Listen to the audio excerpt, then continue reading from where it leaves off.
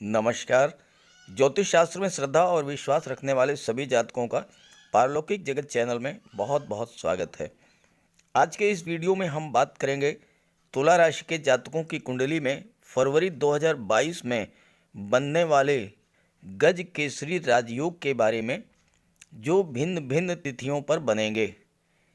इसके पहले गज केसरी राजयोग पर मैंने जो वीडियो बनाए थे उसमें किसी एक पर्टिकुलर डेट पर बनने वाले राजयोग पर चर्चा हो पाती थी और कई राशियों का एक साथ विश्लेषण होता था, जिससे एक तो माह में बनने वाले अन्य तिथियों के राजयोग पर चर्चा नहीं हो पाती थी और दूसरे किसी एक पर्टिकुलर राशि पर विस्तृत चर्चा नहीं हो पाती थी, जिससे आपको उतना लाभ नहीं हो पाता जितना होना चाहिए। इसलिए मैं इस बार हर राशि की कुंडली में बनने वाले गज केसरी राजयोग की अलग अलग विस्तार से चर्चा करूंगा और आपको ये भी बताऊंगा कि फरवरी माह में किन किन तिथियों में और कुंडली के किन किन भाव में ये राजयोग बन रहा है, ताकि आप उसी के अनुसार अपनी प्लानिंग कर सकें।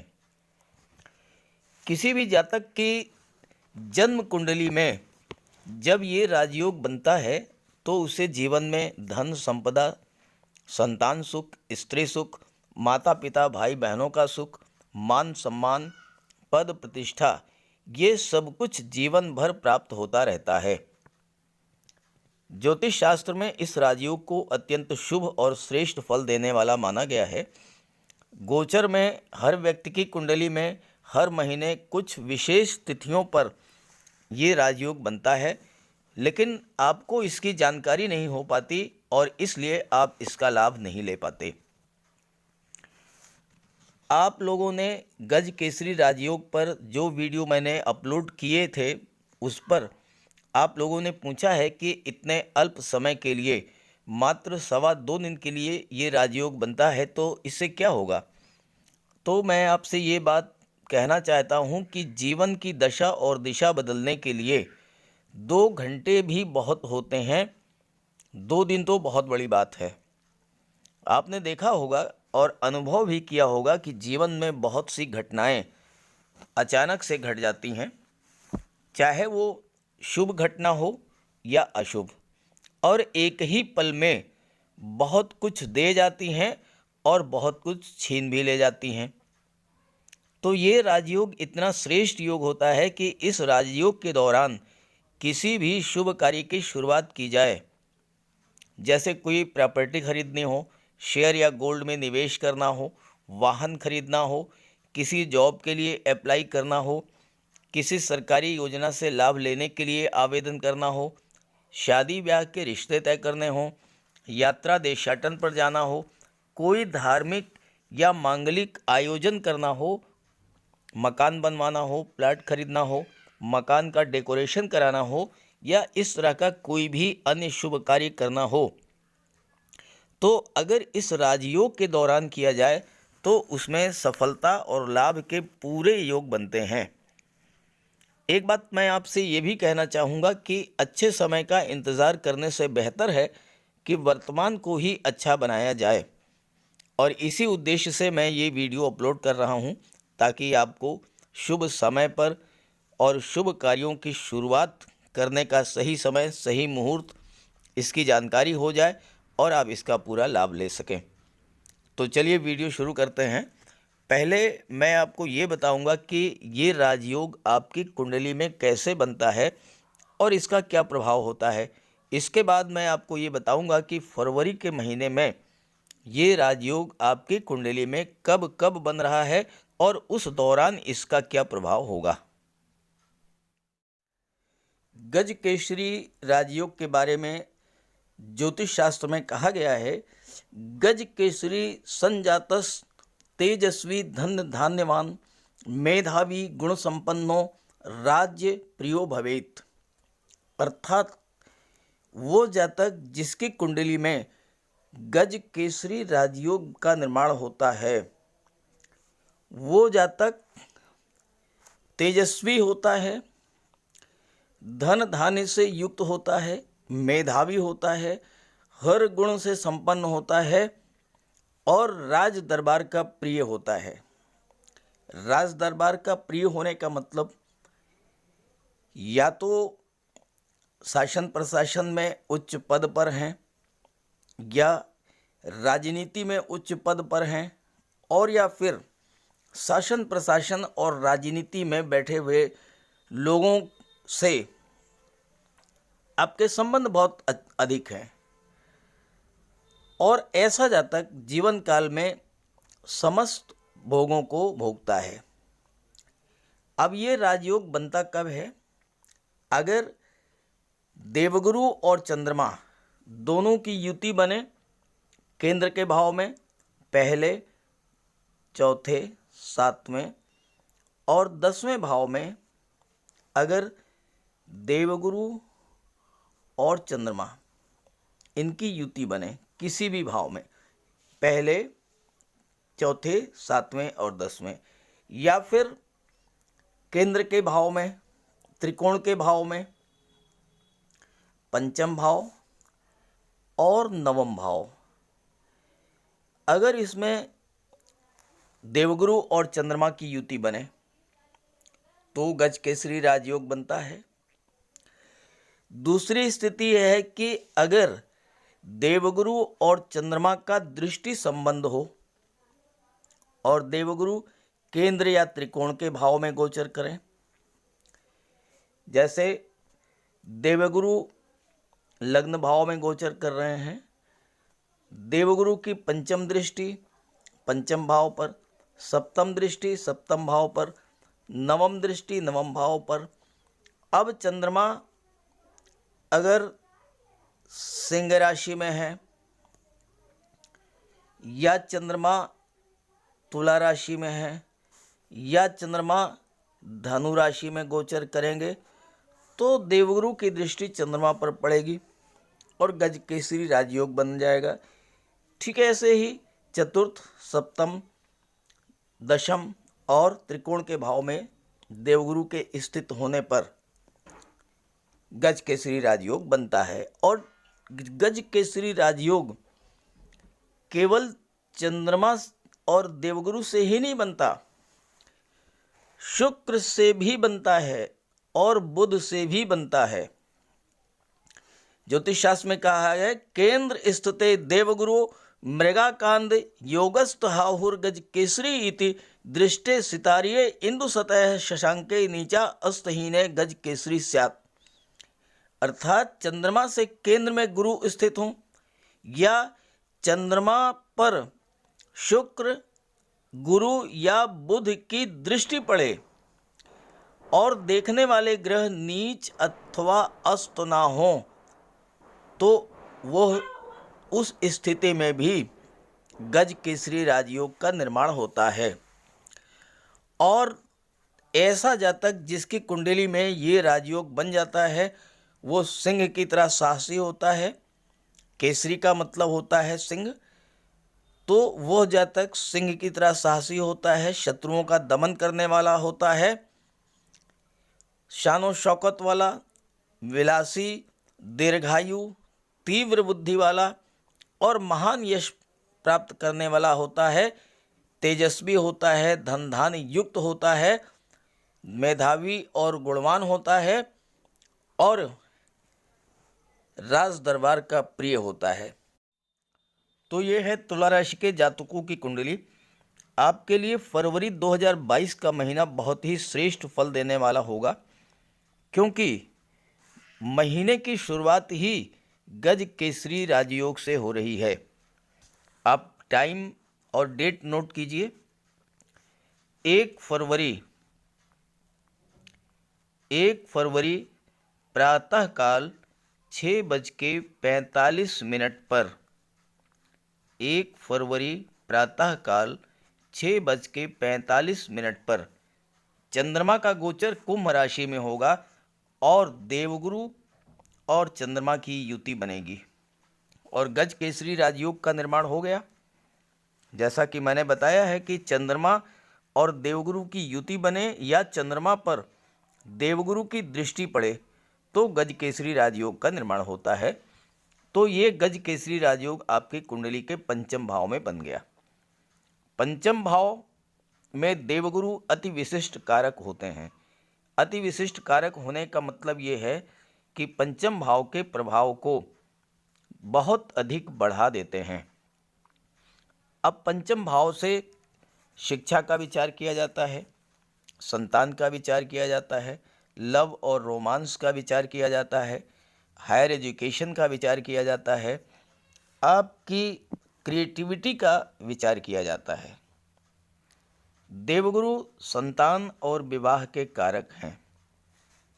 संतान की प्राप्ति होगी इस गोचर काल में, और अगर इस गोचर काल में आपको संतान की प्राप्ति होती है 1 फरवरी को 6:45 के बाद अगले 54 घंटों के भीतर, तो वो संतान ज़्यादा संभावना है कि पुत्र होगी, पहली बात।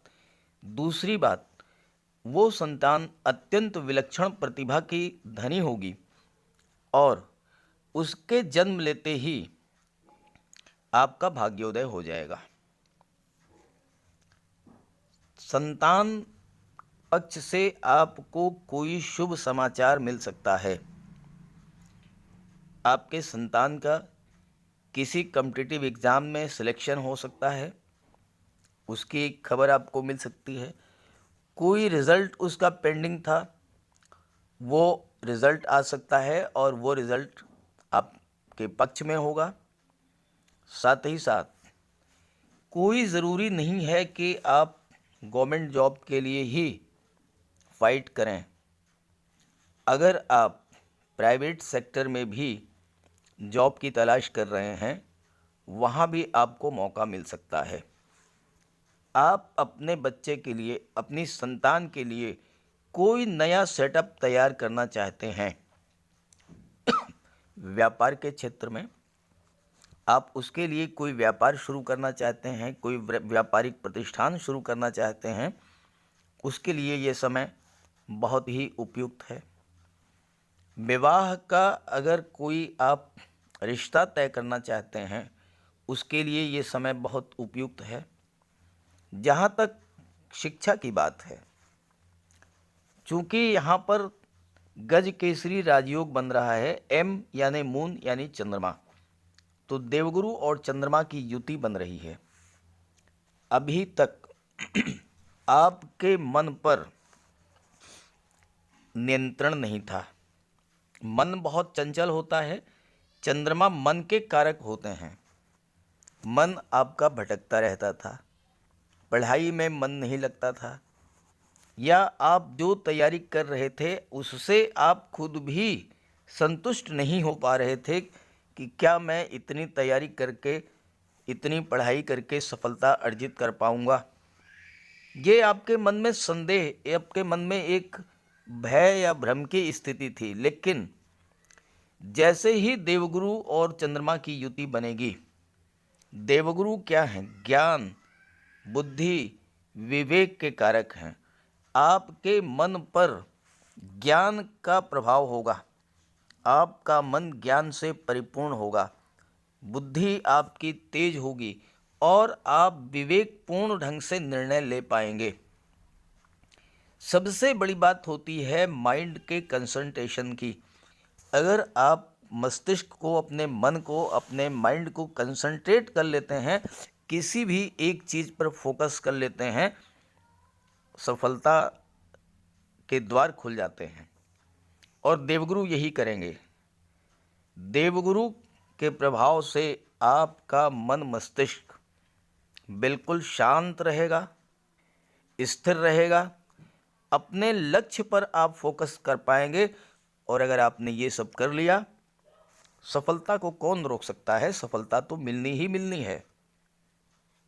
जहाँ तक पंचम भाव से लव और रोमांस की बात है, आपके लव पार्टनर और आपके बीच में किसी बात को लेकर कोई गलतफहमी हो गई थी, संबंधों में दूरी बन गई थी, एक दूसरे के प्रति संदेह और अविश्वास की स्थिति बन रही थी, देवगुरु के प्रभाव से आप शांत मन से बैठ करके ये सोचेंगे कि कहाँ पर कौन सी गलती हुई है, उस चीज़ को आप सुधार लेंगे और आपके प्रेम संबंध जैसे थे वैसे ही लौट हो जाएंगे।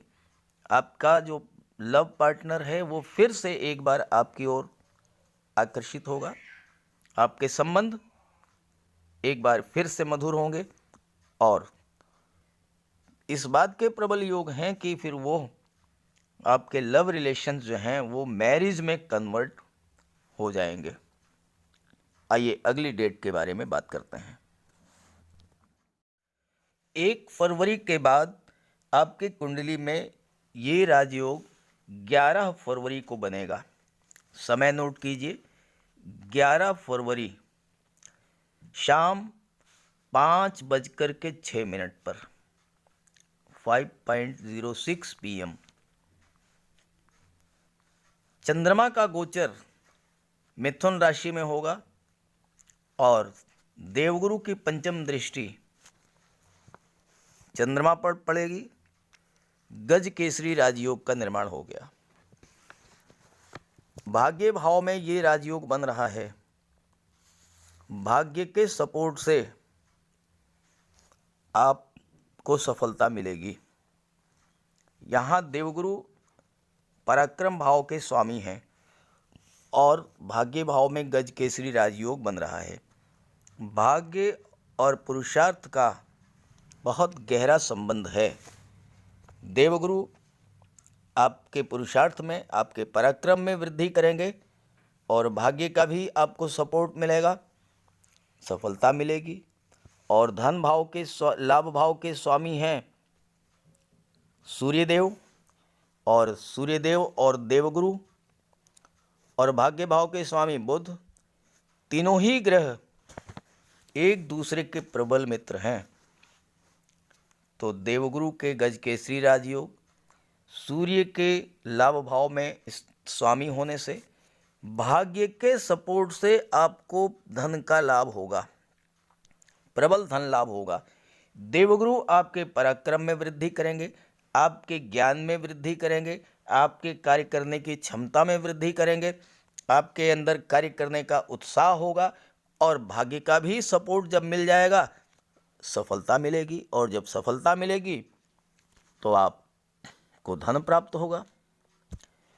उच्च शिक्षा के लिए विदेश जाने का बहुत बड़ा अवसर है क्योंकि बुध भाग्य भाव के स्वामी हैं और बुध विदेश भाव के भी स्वामी हैं। तो हायर एजुकेशन के लिए आप विदेश जा सकते हैं और इस योग के बनने पर पूरी सफलता मिलेगी उच्च शिक्षा के लिए विदेश जाने में। द्वादश भाव से खर्चों का होता है भाव। खर्च बढ़ सकते हैं थोड़े बहुत, लेकिन जो खर्च बढ़ेंगे वो अच्छे कार्यों पर होंगे क्योंकि बुध बहुत ही सौम्य ग्रह हैं, देवगुरु भी बहुत सौम्य ग्रह हैं। तो ऐसे जो ग्रह हैं अगर वो खर्च कराते हैं अच्छे कार्यों पर खर्च होता है, इसलिए खर्च से आपको घबराने की ज़रूरत नहीं है। बच्चों की शिक्षा पर खर्च करेंगे, आप अपने लिए मकान बनवा सकते हैं, अपने लिए कोई प्रॉपर्टी खरीद सकते हैं, भूमि भवन खरीद सकते हैं। यहाँ मैंने शनिदेव को इसलिए दिखाया है क्योंकि शनिदेव भूमि भवन प्रॉपर्टी के कारक होते हैं और सुख भाव में गोचर कर रहे हैं और शनिदेव यहाँ पर शश महापुरुष राजयोग का निर्माण कर रहे हैं और देवगुरु और शनिदेव में यहाँ पर तात्कालिक मैत्री बन रही है।